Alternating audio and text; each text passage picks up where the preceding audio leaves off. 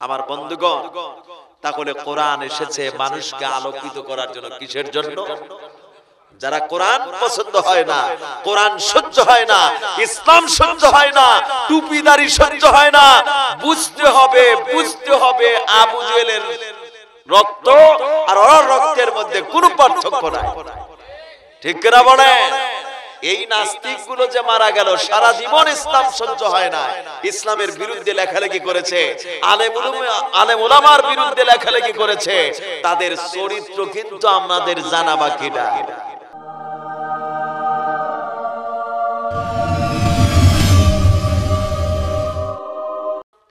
কোরআন এসেছে গোটা বিশ্ববাসীকে আলোকিত করার জন্য। কিসের জন্য? কথা বলেন, কিসের জন্য? আমার বন্ধুগণ, কোরআন ঘোষণা দিচ্ছেন, লিতুখরিজান নাসা মিনাজ যুলুমাতি ইলান নূর। বলেন আল্লাহু আকবার, জোরে বলেন আল্লাহু আকবার। আমার বন্ধুগণ, কোরআন এসেছে মানুষকে অন্ধকার সমাজ থেকে আলোর সমাজে বের করার জন্য। আমার প্রিয় বন্ধুগণ, তাহলে কোরআন আমাদেরকে কিসের জন্য ডাক দিয়েছেন? কথা বলেন, কিসের জন্য? কোরআনের জন্য, আলোর জন্য। কোরআন আমাদেরকে কি দেয়? আলো দেয়, আমাদেরকে আলোকিত করার জন্য এই পৃথিবীতে আল্লাহ পাক নাজিল করেছেন। এখন আলোতে আসলে উপকার কি হবে? আমার বন্ধুগণ, কোরআন কত সুন্দর করে ঘোষণা দিচ্ছেন, ফামান তাবিয়া হুদায়া ফালা খাউফুন আলাইহিম ওয়ালা হুম ইয়াহজানুন। বলেন আল্লাহু আকবার। এই কোরআন যদি তোমরা তোমাদের ব্যক্তি, পরিবার, সমাজ, রাষ্ট্রে যদি মানতে পারো, তাহলে এক নম্বর উপকার হলো ফালা খাউফুন আলাইহিম, তোমাদের কোনো ভয় থাকবে না। দুই নম্বর উপকার হলো ওয়ালা হুম ইয়াহজানুন, এবং কোনো চিন্তাও থাকবে না। আজ আমাদের সমাজে ভয় আছে কিনা? কথা বলেন, আছে কিনা? আমার বন্ধুগণ, আজ চোরের ভয় আছে, ডাকাতির ভয় আছে, লুণ্ঠনের ভয় আছে, জিনা ব্যভিচারের ভয় আছে, তারপরে গম চোরের ভয় আছে। আমার বন্ধুগণ, মিথ্যা মামলার ভয় আছে, মিথ্যা গ্রেফতারের ভয় আছে। ঠিক কিনা বলেন? জোরে বলেন, ঠিক কিনা? এগুলো শুধু ভয় আর ভয় বিরাজমান করছে। আমার বন্ধুগণ, এই জন্য আল্লাহ রাব্বুল আলামিন বলেন, এই কোরআন যদি তোমরা মানতে পারো, তাহলে তোমাদের ভয় থাকবে না।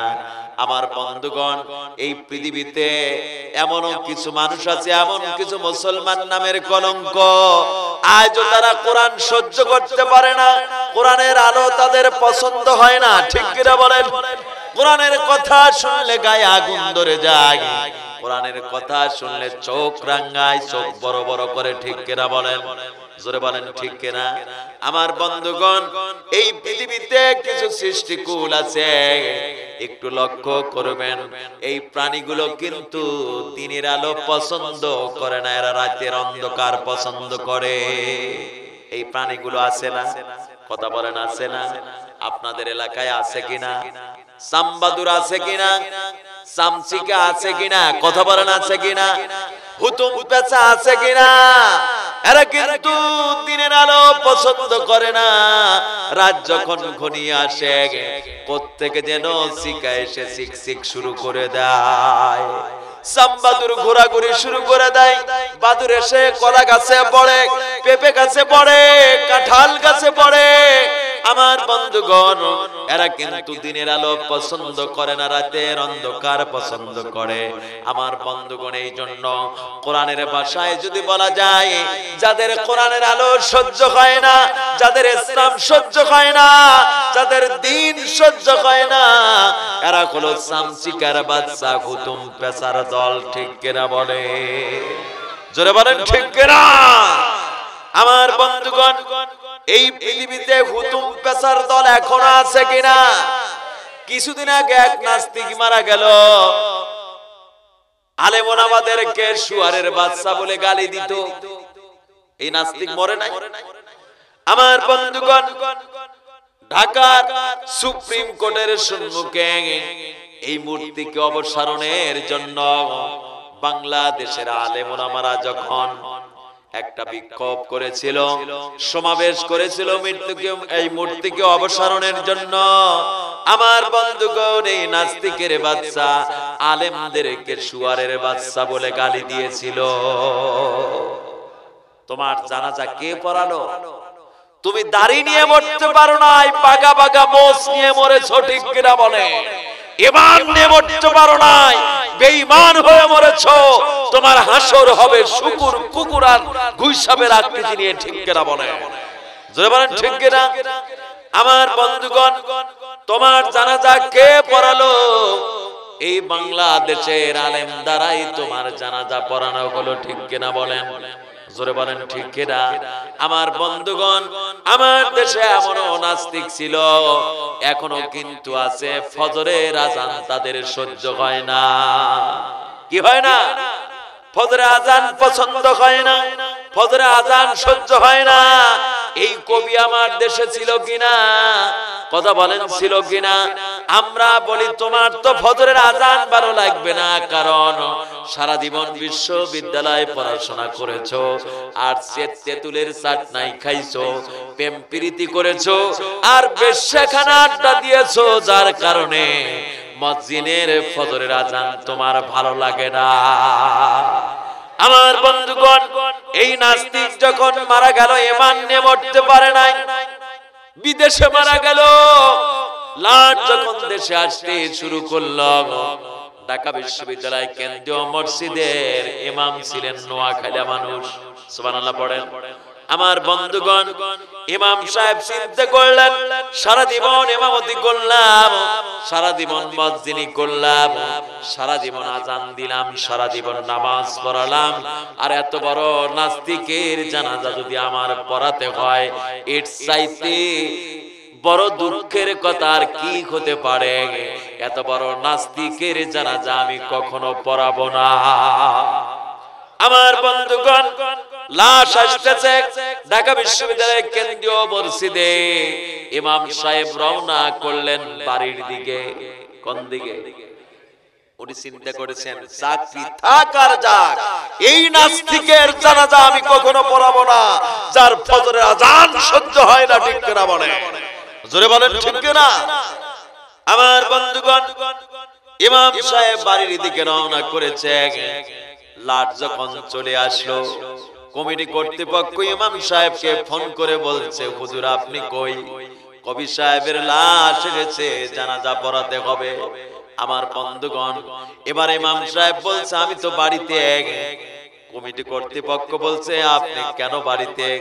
লাশ এসেছে, জানাজা পড়াতে হবে। বলছে, আমি অসুস্থ। বলছে, আপনি কি অসুস্থ? ইমাম সাহেব বলছে, আমি কি অসুস্থ তা বলতে পারি না। সুবহানাল্লাহ পড়বেন না? আমার বন্ধুগণ, মুয়াজ্জিন সাহেব চিন্তা করলেন, এত বড় নাস্তিকের জানাজা কেমনে অংশগ্রহণ করি?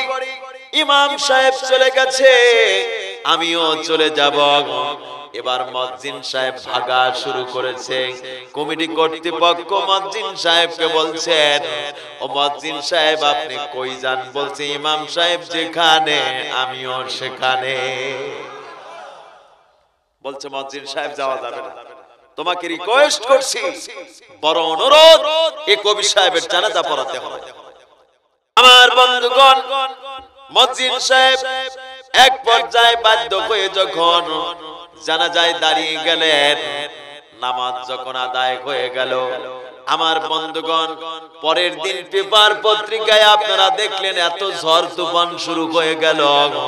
মুয়াজ্জিন সাহেবকে বলছো, মুয়াজ্জিন সাহেব আপনি এত বড় ভালো মানুষের জানাজা কেমনে পড়ালেন? যেই মানুষটি সারা জীবন ফজরের আজান সহ্য করে না, ইসলাম সহ্য করতে পারলো না, তার জানাজা আপনি কেমনে আদায় করলেন?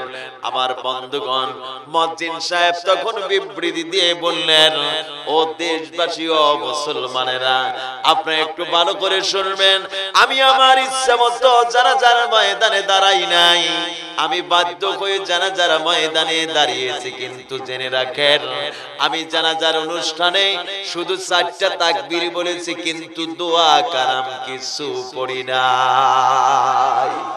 সুবহানাল্লাহ পড়বেন না? আমার বন্ধুগণ, আমার দেশের ওই নাস্তিকদেরকে এখনো হুঁশিয়ার করে বলতে চাই, ও নাস্তিকেরা তোমরা ভালো করে শুনে নাও, ভালো করে জেনে নাও, আমার দেশের আলেম ওলামারা তোমাদের জানাজায় শুধু যায় সামাজিকতা রক্ষার জন্য। ঠিক কিনা বলেন?